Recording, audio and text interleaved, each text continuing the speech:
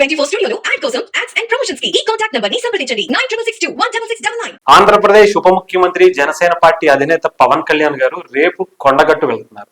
అక్కడ ఆంజనేయ స్వామిని దర్శించుకుని ఆ తర్వాత మళ్ళీ పిఠాపురం అయితే వెళ్ళనున్నట్టుగా తెలుస్తుంది. ముఖ్యంగా ఆంజనేయ స్వామిని దర్శించుకోవడం కోసం పవన్ కళ్యాణ్ గారు అక్కడికి వెళ్తున్నారు. ఎందుకంటే పవన్ కళ్యాణ్ గారికి మెగా ఫ్యామిలీ అంతటికీ కూడా ఆంజనేయ స్వామి అంటే చాలా బలమైన నమ్మకం. ముఖ్యంగా 2009లో ప్రజారాజ్యం టైంలో కూడా పవన్ కళ్యాణ్ గారికి ఒక విద్యుత్తిగా తగిలే టైంలో అక్కడ అది కూడా కొండగట్టుకు సంబంధించి ఆంజనేయ స్వామి ఆ గుడి దగ్గరలోనే ఆయనకు ఒక ప్రాణాపాయం తప్పింది అని చెప్పి అప్పటి నుంచి కూడా పవన్ కళ్యాణ్ గారు చాలా బలంగా కొండగట్టు ఆంజనేయ స్వామిని నమ్ముకుంటూ వచ్చారు. చాలా సందర్భాల్లో ఆయనే బహిరంగంగా చెప్పుకుంటూ వచ్చారు.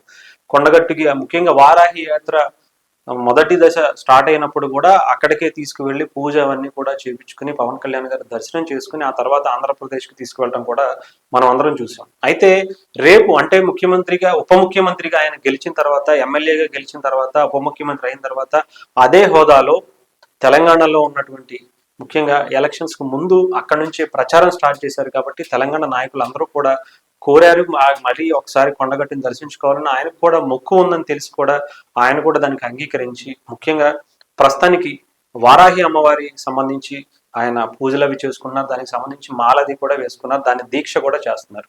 దాదాపు ఈ 11 రోజులు ఆయన అదే దీక్షలో ఉంటారు. అదే దీక్షలో కొండగట్టు వెళ్ళి అక్కడ ఆంజనేయ స్వామిని కూడా దర్శించుకున్నట్టు తెలుస్తుంది. ముఖ్యంగా దీనికి సంబంధించి అత్యంత ఘనంగా ముఖ్యంగా మొదటిసారి తెలంగాణలో జనసేన పార్టీ అధినేత పిఠాపురం ఎమ్మెల్యేగా అలాగే ఉప ముఖ్యమంత్రిగా గెలిచిన తర్వాత తెలంగాణలో అడుగు పెట్టబోతున్నారు, పర్యటన కూడా చేయబోతున్నారు. కాబట్టి చాలా అత్యంత ఘనంగా తెలంగాణ జనసేన పార్టీకి సంబంధించిన నాయకులు అందరూ కూడా ఇప్పటికే అక్కడ చేరుకోవడం జరిగింది. చాలా అద్భుతమైనటువంటి అక్కడ ఏర్పాట్లన్నీ కూడా చేసుకుంటూ చాలా మంది ఎక్కువగా క్రౌడ్ వస్తారు. పవన్ కళ్యాణ్ గారికి సంబంధించి గతంలోనే కొండగట్టు వెళ్ళినప్పుడు కూడా చాలా అధికంగా అక్కడికి ప్రజలైతే చేరుకోవడం జరిగింది. సో ఈసారి కూడా ఉప ముఖ్యమంత్రి ఆంధ్రప్రదేశ్ ఉప ముఖ్యమంత్రిని చూడటానికి జనసేన పార్టీ అధినేత పవన్ కళ్యాణ్ గారిని చూడటానికి ఎక్కువ స్థాయిలో జనాలు వచ్చే అవకాశం ఉన్నట్టుగా తెలుస్తుంది.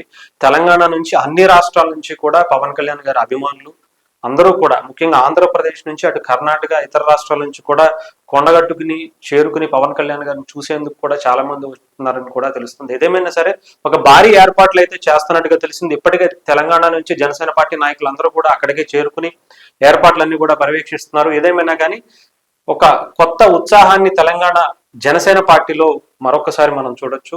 గతంలో 2018లో జరిగినటువంటి 23లో జరిగినటువంటి ఎలక్షన్స్ కి సంబంధించి జనసేన పార్టీ ఇక్కడ పోటీ చేసి కొంత నిరాశపరిచినా కానీ మళ్ళీ పవన్ కళ్యాణ్ గారి గెలుపు జనసేన పార్టీ 21 స్థానాల్లో 100% స్ట్రైక్ రేట్తో గెలిచి మళ్ళీ తెలంగాణలో కూడా పూర్వ వైభవం అంటే మళ్ళీ ఒక కొత్త ఉత్సాహాన్ని తీసుకొచ్చే విధంగా జనసేన పార్టీ మళ్ళీ ఇక్కడ బలంగా నిలదొక్కునే విధంగా అయితే పవన్ కళ్యాణ్ గారు చొరవ తీసుకుంటారని కూడా తెలుస్తుంది. దానికి తగ్గట్లుగానే ఏర్పాట్లు కూడా చేసుకుంటున్నట్టుగా తెలుస్తుంది.